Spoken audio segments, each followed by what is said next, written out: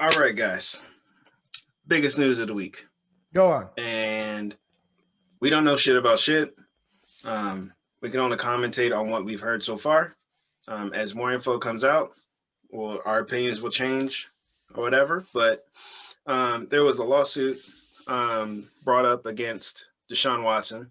12. Yeah. 12 of them now. And then apparently there's another 10 that the same lawyer is trying to um, put against Deshaun too to make it 22. Um, I don't really know what to say about this, but Right. I want to get the lawyer's perspective, just because of the fact that, yeah, It's, like some shit. So go ahead, Ryan. I will say, so I read some of the complaint filed against Deshaun. First off, the attorney, it's really odd to have the same attorney file for this many plaintiffs. Because if they're all out for, if the end goal is monetary, which it is in this case, I'm not sure how one attorney can represent this many plaintiffs because there's conflict of interest. So that's number one. Number two, I'm not entirely convinced that this isn't like a fishing expedition. I feel like you would have heard something before now. And it seems like a lot really fast. That being said, I read earlier today that he's turning over some of the information to the police.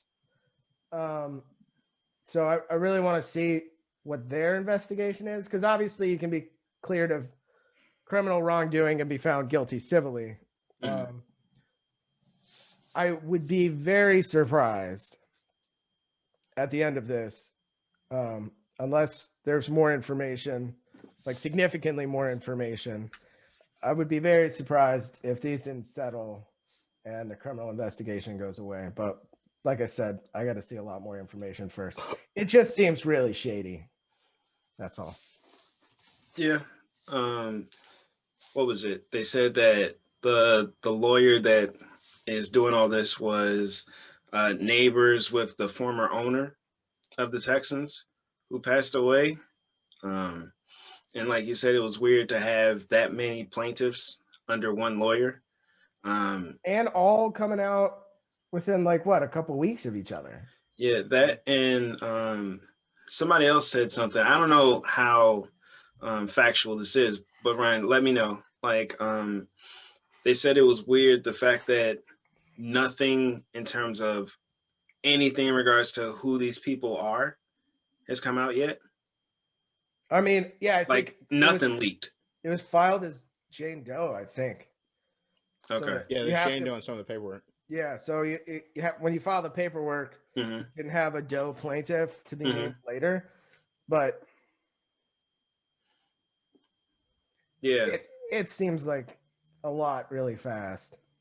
So like I said, I'm not discounting any of the allegations, but also you're innocent until you're proven guilty. So it's kind of two sides of the same coin here. So I'm gonna stay off of it until more of those complaints come out, because they have to allege everything in the complaint. So, I mean, some of the stuff that's already been alleged has been pretty horrific. Yeah.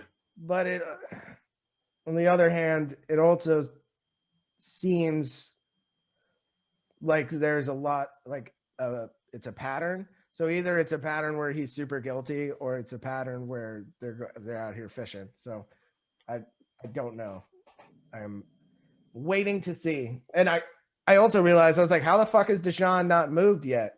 And then all this stuff came out. I was like, Oh, well, I'm gonna reserve any opinion on like what the facts of the case or anything are. I was breaking this down to my girlfriend, who she doesn't care about sports all that much, but explaining to her just what she thought about the Deshaun Watson situation.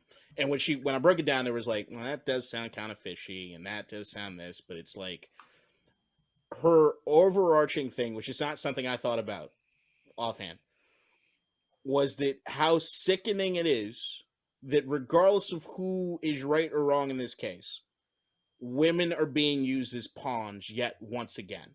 Whether it be that they're victims on behalf of Deshaun Watson, or it's some lawyer trying to make a buck and using these women in this way. I think the biggest thing and the hardest part to swallow is just how women once again are being sidelined and treated as pawns in the grander scheme of the story.